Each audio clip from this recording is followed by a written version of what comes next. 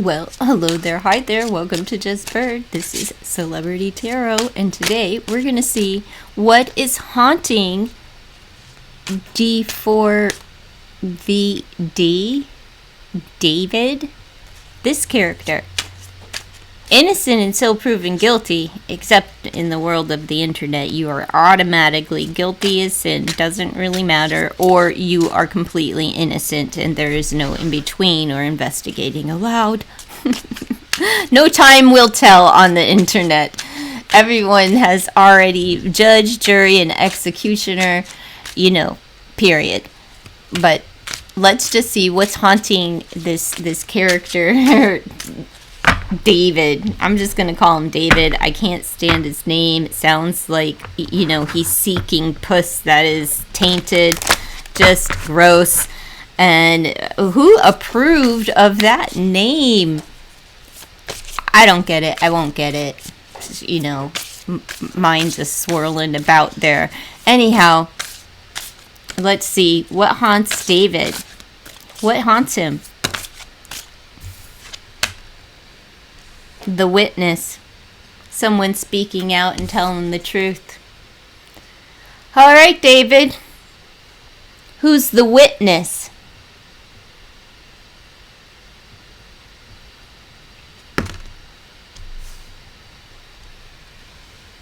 I think that's clear. The witness. Someone saw you. Someone saw something. And he is scared that they're going to point the finger in his direction and tell on him. And if someone does, you can kind of bank on that they're telling the freaking truth. Fingers crossed. That's how Hugo got busted. Someone pointing the finger. And that guy, come find out, that guy's still serving life. And life in Pennsylvania is life until the day you die. You don't get out. Okay. The recluse. Oh, he's afraid that he's going to be isolated and hermitized. That people are going to forget about him. That he's a nobody. That he's going to grow old and just be a hermit. Locked up in his house. Because he's afraid. He's afraid of becoming a recluse because he's afraid to come out that somebody is going to point the finger if he start making moves or something. That somebody, doesn't mean that it just means that they're going to point the finger in his direction, and he's scared of that. Yeah, discoveries in progress. Okay, so he's afraid of the progress that's being made in the case. We've got the light road. All right, David, we see you, darling. You need to just go talk and tell what it is that you know, because ain't nobody believing on God's green earth that you have no idea. Even if you gave that car to Celeste back in January, that car went, it's whatever. And she got tied up with the wrong people. Maybe somebody else really did stuff her in a bag and take his car and drive it right next to his house. Why? Well, he's afraid that somebody saw him with her, most likely. Because he's guilty of some things, and it made, but David isn't, 5 to 15 better than, the D penalty, and we're not talking about whatever your D stands for.